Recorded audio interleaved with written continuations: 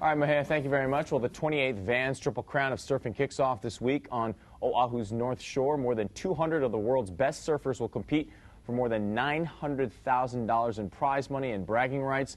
The three jewels are the Reef Hawaiian Pro at Haleiwa Ali'i Beach Park, the O'Neill World Cup of Surfing at Sunset Beach, and, of course, Billabong Pipe Masters Banzai Pipeline. Joining us now is one of the local favorites. It's Joel Centeo. Joel, thanks for joining us here this morning. Thank you. Thanks for having me. All right, tell us a little bit about the surfing community. Obviously suffered a huge loss last week when Andy Irons died. Did you have a personal relationship with him? Did you know him, and what did he mean to you?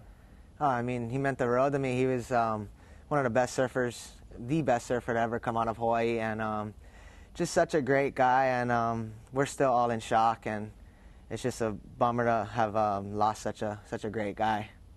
I'm sure it was a big loss for everyone who does surf on the North Shore, as well as the entire community here.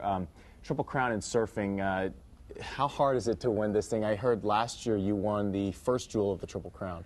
I mean, the Triple Crown is one of the most prestigious trio of events in surfing, you know, and yeah, last year I was fortunate to win the first jewel of the Triple Crown at Haleiwa.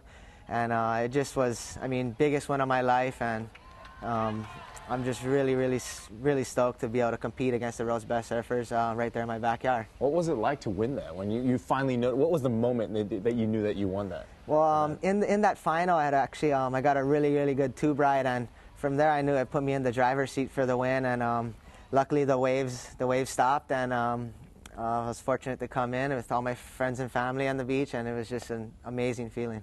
And tell us a little bit about this past year. You said that you weren't able to surf for a little bit. Why? Well, I did a couple events, just enough to make sure I qualified for the Triple Crown, but I just recently had a baby a month ago, so I just was spending time with the wife and just surfing all the swells around here. And I'm sure the wife made sure that you spend time with the baby. She wants to help. You know, she needs help changing those diapers. It's like, stop surfing. Help us with the baby. One of the last questions I had was the Triple Crown. Can anyone enter, or do you have to be ranked to be in it? Like I said, I usually travel around and do a bunch of events, and that's how I qualify for the Triple Crown.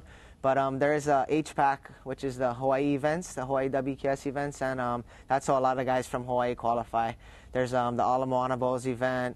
There's the HIC Pro that we just had last week. And if you end up in the top 8 after all those events, then you'll be eligible to surf in the Triple Crown of Surfing. And the local surfers can enter as well? Yeah, so they do all those events, and if they do well in those events, that'll qualify them for the Triple Crown. And very quickly, who are the top 3 contenders for this year's Triple Crown? I'd have to say Fred Patachia would be one. He's a local boy. And then you have Mick Fanning, who's doing it, who was last year's world champion. And then pretty much all the Hawaiians. I mean, they're so comfortable in big surf, and they always look forward to the Triple Crown and do well. All right, we hope we see you on that first place trophy stand when Saturday rolls That'd be great. Thank you. All right, to view this interview again, you can always check out our website, KITV.com, and this segment on our morning news, check out This Morning on KITV.com.